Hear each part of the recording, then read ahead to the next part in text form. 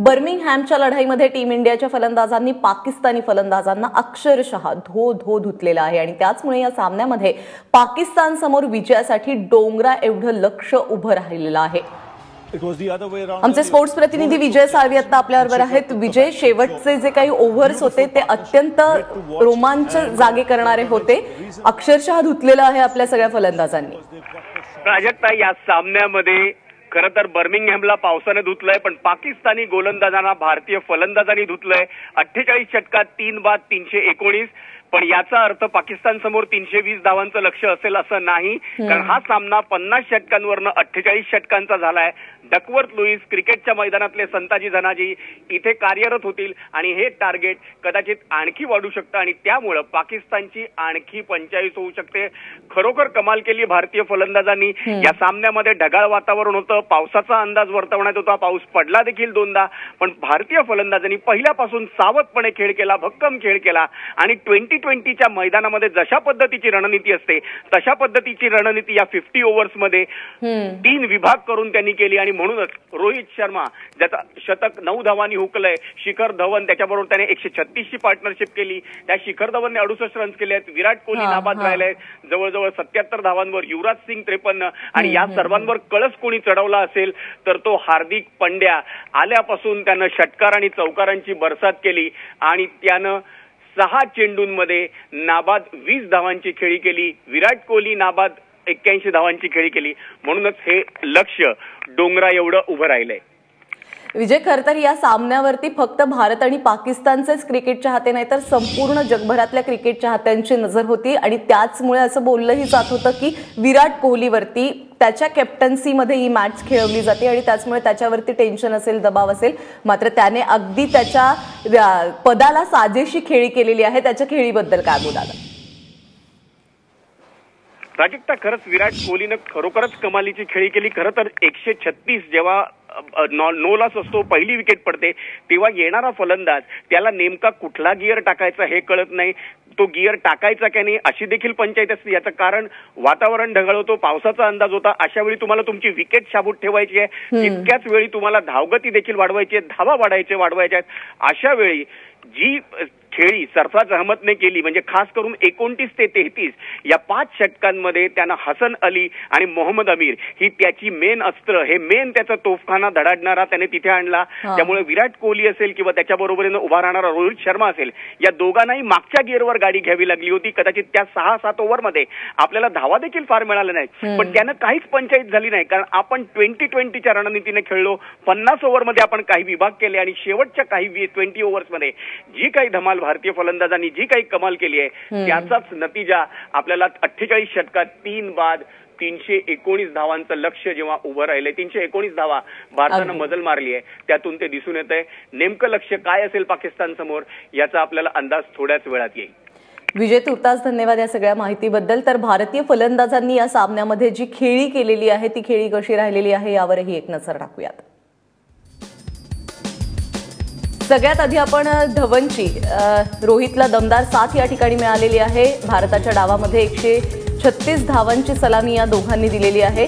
तर शिखर धवनची खेळी आपण पाहतोय, 65 चेंडूंमध्ये 68 धावा त्याने केलेला आहे, 6 चौकार आणि 1 षटकार त्याने ठोकलेला आहे। त्याचबरोबर रोहितची दमदार खेळी आपल्याला या ठिकाणी पाहायला मिळते। 119 चेंडूंमध्ये 91 धावा त्याने केलेला आहे, 7 चौकार आणि 2 षटकार त्याने लगावलेले आहेत। त्याचं फक्त 9 धावांनी शतक हुकलेलं आहे, मात्र रोहितची दमदार खेळी या ठिकाणी पाहायला मिळते। तर युवराजची खेळी आपण पाहतोय, युवराजची देखील दमदार खेळी आहे। फक्त 32 चेंडूंमध्ये 53 धावा त्याने केलेल्या आहेत, 8 चौकार आणि 1 षटकार त्याने ठोकलेला आहे। विराट सोबत त्याने मोलाची भागीदारी रचली आणि आपला कॅप्टन विराट कोहली 68 चेंडूंमध्ये नाबाद 81 धावा त्याने केलेल्या आहेत, 6 चौकार आणि 3 षटकार त्याने ठोकलेले आहेत। युवराज आणि रोहित आणि त्याचबरोबर विराट या तीनही खेळाडूंनी जी दमदार खेळी केलेली आहे त्यानंतर भारताने एक मोठी धावसंख्या उभी केलेली आहे पाकिस्तान समोर। या सगळ्या संदर्भात बोलण्यासाठी आपले प्रतिनिधी, आपले क्रीडा समीक्षक द्वारकानाथ संजगिरी आता आपल्याबरोबर आहेत। संजगिरी, खरं तर सगळ्यांची नजर लागली होती 4 तारखेकडे आणि पावसाने थोडासा व्यत्यय आणला, मात्र धो धुवून काढलेला आहे पाकिस्तानला भारतीय फलंदाजांनी। अक्षरशः जमिनीत गाडले असं म्हणायला काही हरकत नाही, पण अजून जमिनीत गाडले की नाही हे आपल्याला जेव्हा पाकिस्तान बॅटिंगला येईल तेव्हा कळू शकेल. पण आता पाकिस्तानचा जो कॉन्फिडन्स आहे तो लो असायची शक्यता खूप मोठी आहे, कारण याच्यात 2-3 गोष्टी या सगळ्या जे भारताचं यश आहे त्याला कारणीभूत आहे. एक म्हणजे भारताची फलंदाजी खूपच स्ट्रॉंग आहे आणि त्याच्याबद्दल आपण सातत्याने बोलत होतो. दुसरी मी तुम्हाला थोडंसं थांबवतेय. डकवर्थ लुईस नियमानुसार पाकिस्तान समोर 324 धावांचं लक्ष्य ठेवण्यात आलेलं आहे. ते देखील एक मोठं आव्हान असेल पाकिस्तान समोर. प्रश्नच नाही. म्हणजे ते जे आव्हान आहे अर्थातच, कारण 48 ओव्हर झाल्या त्यामुळे पाकिस्तानला 2च ओव्हर्स कमी पडल्यामुळे ते आव्हान जास्त पुढे गेलं आणि भारताचे विकेट्स कमी पडले. हे सगळ्यात महत्वाचं आहे. मी मगाशी सांगितलं होतं की जेव्हा विकेट पडतात त्यावेळेला ते आव्हान कमी होत जातं, पण विकेट नाही पडल्या तर ते प्रतिस्पर्ध्यासमोर आव्हान वाढत जातं आणि तसं ते वाढलेलं आव्हान आहे आणि अतिशय कठीण असं आव्हान आहे असं म्हणायला पाहिजे. पण भारताचं जे यश आहे याच्यामध्ये 3 सगळ्यात महत्वाचे. एक भारताची फलंदाजी, दुसरी गोष्ट म्हणजे खेळपट्टी, तिसरी गोष्ट पाकिस्तानने टॉस जिंकून भारताला बॅटिंग दिली केलेली चूक, चौथी गोष्ट की पाकिस्तान गोलंदाजी खूप चांगली असं वाटत होती, पण जो वहाब ज्याच्याबद्दल ज्याने ऑस्ट्रेलियाला पळवलं होतं त्याला इतका धुतला की तो कुणी गोविंद घ्या कुणी गोपाळ द्या म्हणत कधी कोणाला षटकार कोणाला चौकार वाटत सुटला होता. एक अमीर सोडला तर कुठलाही पाकिस्तान गोलंदाज विकेट काढेल असं वाटत नव्हतं. आणि ज्या वेळेला म्हणजे शेवटची हाणामारीची षटका आली आणि ज्यावेळेला त्यांना अमीरची जास्त गरज होती त्यावेळेला अमीर पॅव्हिलियनमध्ये गेला इंजर्ड होऊन, वहाब सुद्धा पॅव्हिलियनमध्ये गेला आणि मग पार्ट टाइम आणि एक लेफ्ट स्पिनर आणि इतर गोलंदाजांना चेंडू दिला. त्यांचं स्पिरिट टोटली गेलेलं होतं. पण त्यासाठी भारतीय फलंदाजांचं खरंच कौतुक करायला पाहिजे. ज्या पद्धतीने स्ट्रॅटेजी आखली गेली, थोडीशी धीमी सुरुवात, त्याच्यानंतर मग हळूहळू आक्रमण करत नेणं आणि युवराज आल्यानंतर जो टेम्पो वाढवला तो अतिशय सुंदर टेम्पो वाढवला. युवराजचा झेल सोडला, त्याचा फायदा भारतीय संघाला झाला आणि युवराजने अप्रतिम बॅटिंग केली. आणि मग ज्या वेळेला युवराज बाद झाल्यानंतर मग गिअर्स किंवा जी सूत्र असतात ती कोहलीने आपल्या हातात घेतली आणि कोहलीने स्ट्रेट म्हणजे ज्याला व्ही म्हणे म्हणतात तसे चौकार आणि षटकार ठोकले आणि पंड्या आल्यानंतर त्यांनी त्याच्यावर कळसच चढवला. पण तो कळस सुद्धा फार महत्वाचा होता. त्यामुळे प्रत्येक टप्पा भारतीय संघाच्या या धावांच्या इमारतीचा अतिशय महत्वाचा होता. त्यात प्रत्येकाने मोठा वाटा उचलला. खरं तर आपण सगळेच म्हणजे तुम्ही मॅच बघितलेली आहे, मी बुलेटिन चालू असल्यामुळे मॅच बघू शकलेली नाहीये, मात्र तमाम राज्यभरामध्ये आता जल्लोष पाहायला मिळतोय. पुण्यात आणि मुंबईमध्ये आपले काही प्रतिनिधी उपस्थित आहेत लोकांसोबत आणि आपण पाहू शकतोय गेल्या अनेक दिवसांपासून म्हणजे खरं तर चॅम्पियन्स ट्रॉफी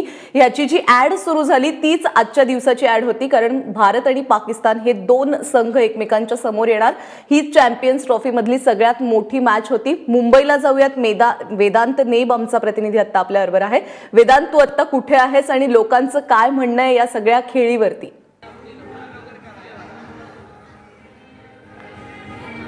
प्राजक्ता, सध्या मी नवी मुंबईच्या बारकोर्समध्ये आहे आणि आपण बघू शकतोय की ज्या प्रकारे जल्लोष हे सर्व क्रिकेटप्रेमी करतायत.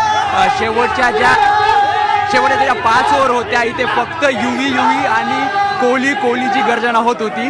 ज्या प्रकारे रन रेट दिले 320 रनांचं, सगळेच जण खुश आहेत. आता आपण त्याच्याशी विचारूया. मला सांगा, जी सरासरी बॅटिंग ज्या प्रकारे बॅटिंग खेळली आहे काय सांगशील? इंडियाने खूप चांगला स्कोर केलेला आहे. पाकिस्ताननं बॅटिंग इतकं चांगली होणार नाहीये. इंडियाकडे खूप चांगले बॉलर्स आहे ऑलरेडी आणि पाकिस्तानसाठी खूप मुश्किल होणार आहे बॅटिंग करायला. मला सांग, कुठेतरी रोहित शर्माचं शतक हुकलं, कुठे निराश आहेस? नाही, खूप चांगलं केलं होतो आणि रोहित शर्मा रॉक्स, विराट कोहली रॉक्स. मला सांग, ज्या प्रकारे आता 324 रनाचं जे आव्हान आहे ते दिलेलं आहे पाकिस्तानला, 1 साइडेड मॅच होईल की टफ मॅच होईल? पाकिस्तान 150 ऑल आउट आहे. पाकिस्तान 150 ऑल आउट आहे आणि इंडिया रॉक्स वन्स अगेन. म्हणजे मला सांगा आपण जो म्हणतो मौका हा मौका परत एकदा भारताला मिळणार आहे. त्यामुळे प्राजक्ता आपण बघतोय की हा मौका भारत सोडणार नाहीये, सगळ्यांचंच मत आहे. अशा प्रकारे जो आहे इथले जे क्रिकेट प्रेमी आहेत ते आनंद उत्सव साजरा करतात. वेदांत, तू आपल्याबरोबर राहाच. आपण पुण्याला जाऊयात. पुण्यातून आपला प्रतिनिधी मिकी घई आता आपल्याबरोबर आहे. मिकी, पुणेकरांच्या काय प्रतिक्रिया आहेत?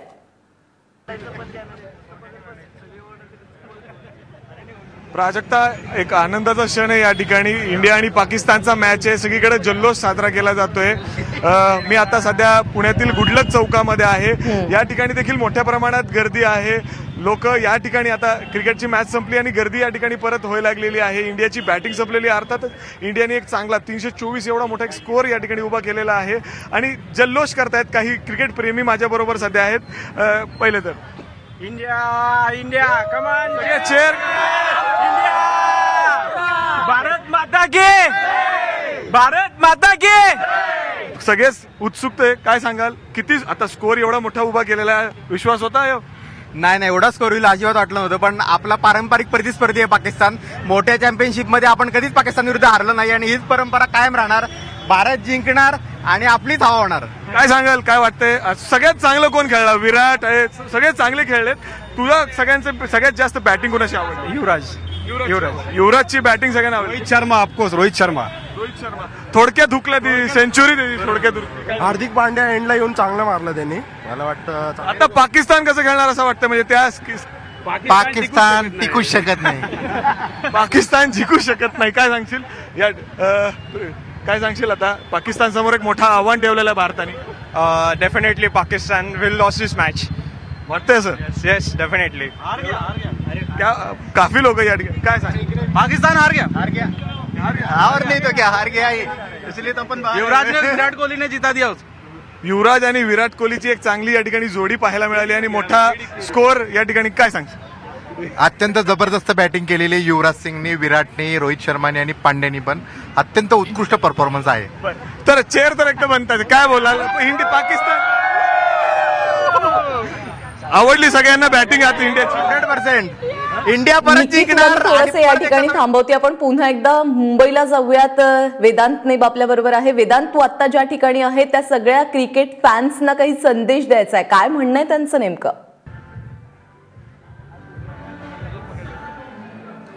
मला सांगा, ज्या प्रकारे इंडियाने बॅटिंग केली, 324 रन जे आहेत पाकिस्तानला चेस करायचे आहेत. पाकिस्तानकडे नवे प्लेयर्स आहेत, शोएब मलिक आणि मोहम्मद हाफिज सोडला. तर काय सल्ला द्याल, कशी बॅटिंग करावी लागेल पाकिस्तानला जर मॅच टफ आणायची तर? जिंकायची नाही, टफ आणावी लागेल. पहले 10 ओवर उनको आराम से खेलना होगा. 80 रन का अगर साझेदारी की तो अच्छा होगा. अगर पहले 10 ओवर में अगर 2 या 3 विकेट जाती है तो पाकिस्तान 150 या 180 रन में ऑल आउट हो जाएगी और इंडिया निश्चित जीतेगी. और इंडिया आपले कोण बॉलर जे आहेत ते स्टार जे आहेत ठरणार आहे. तुला काय वाटतं? आपले ऑल सगळे बॉलर्स फॉर्म मध्ये आहे. बुमराह, भुवी, उमेश यादव, जडेजा सगळे फॉर्म मध्ये आहे आणि सगळे 3-3 विकेट काढणार आहे आणि शक्य आहे.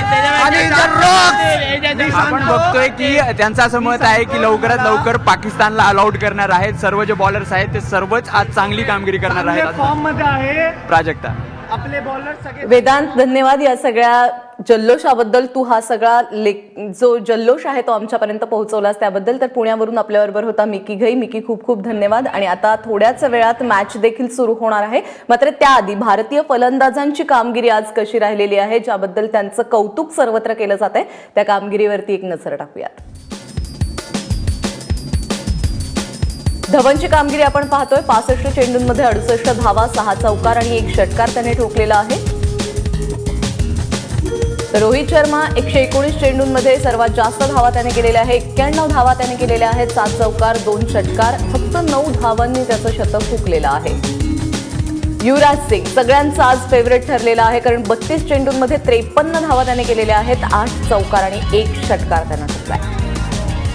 आणि आपला कॅप्टन विराट कोहली 68 चेंडूंमध्ये नाबाद 81 अशी त्याने खेळी केलेली आहे. 6 चौकार आणि 3 षटकार त्याने ठोकलेले आहेत. खरं तर फलंदाजांनी धुतलेलं आहे आता पाकिस्तानला. आणि त्यानंतर आता गोलंदाज कशी कामगिरी करतायत हे पाहणं देखील महत्त्वाचं असणार आहे. मात्र सगळ्यांच्या शुभेच्छा आहेत टीम इंडिया बरोबर. ही मॅच तुम्ही जिंकावी यासाठी संपूर्ण भारत प्रार्थना करतोय, तुम्हाला शुभेच्छा देतोय.